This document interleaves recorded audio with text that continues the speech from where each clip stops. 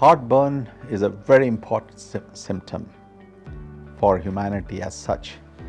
Many times, people tend to ignore heartburn because they just feel that is a burning sensation related to eating certain foods which are spicy, with a lot of chili, and they brush that aside. If I modified my diet, I'll be fine.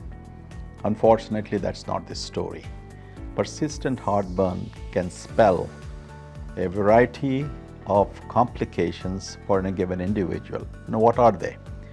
Now, simply put, persistent heartburn is a consequence of patients suffering from what we call as gastroesophageal reflux disease, that is acid from the stomach or the stomach contents the digestive enzymes.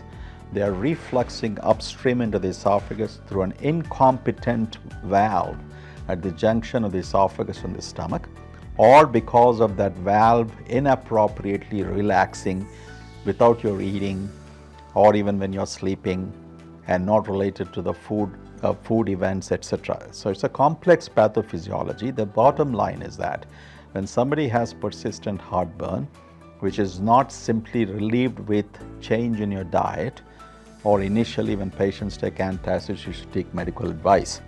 And what is that medical advice? Somebody who's over the age of 40 years, who's persistent heartburn, you should be having an endoscopy, what we call as a once in a lifetime of endoscopy. Why should you have endoscopic evaluation? Because the presence of heartburn can signify certain other diseases like development of a change in the lining of the esophagus. We call this condition as Barrett's esophagus, which happens in anywhere from 10 to 20% of the patients. And when patients develop Barrett's esophagus, they're at increased risk for esophageal cancer, which can happen in 1 in 700 to 1 in 900 patients in today's world.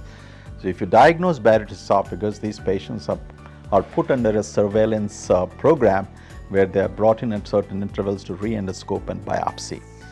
Persistent heartburn can lead to narrowing of the esophagus, what we call as esophageal strictures. So patients can develop difficulty in swallowing, in which case we have to bring the patients back to stretch the esophagus. And sometimes patients may not respond to medical therapy, in which case we should plan for what we call as anti-reflux surgeries.